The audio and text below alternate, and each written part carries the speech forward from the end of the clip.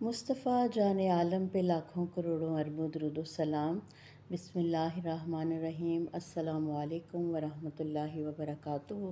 میرے پیارے اسلامی بہنوں اور بھائیوں، اللہ تعالیٰ ہمیں ایمان کی حفاظت کرنے، نیک لوگوں کی صحبت اختیار کرنے اور ہر فتنے سے محفوظ رہنے کی توفیق عطا فرمائے، آمین۔ آئیے آج ہم سورہ آل عمران کی آیت نمبر 100 کا ترجمہ سنتے ہیں۔ ترجمہ: اے ایمان والو، اگر تم اہل کتاب کے ایک گروہ کی بات مانو گے تو وہ تمہیں ایمان لانے کے بعد دوبارہ کفر کی طرف لوٹا دیں گے۔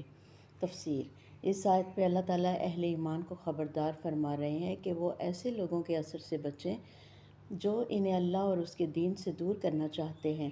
اس آیت کا پیغام ہر زمانے کے مسلمانوں کے لیے ہے۔ اپنی صحبت نیک لوگوں کے ساتھ رکھیں، قرآن و سنت کو مضبوطی سے تھامیں، ہر بات کو دین کا حکم سمجھ کر قبول نہ کریں بلکہ علم اور دلیل سے جانچیں۔ اپنے ایمان کی حفاظت کو سب سے بڑی ذمہ داری سمجھیں۔ ایمان اللہ کی سب سے قیمتی نعمت ہے۔ اس کی حفاظت کرنا ہر مسلمان کا فرض ہے۔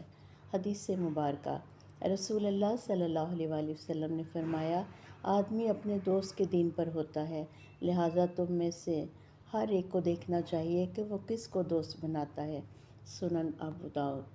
ہمارے لیے یہ سبق ہے کہ نیک لوگوں کی صحبت اختیار کریں، ایمان کو ہر چیز سے زیادہ قیمتی سمجھیں، گمراہ کرنے والی باتوں اور برے ماحول سے بچیں، قرآن و سنت سے مضبوط تعلق رکھیں۔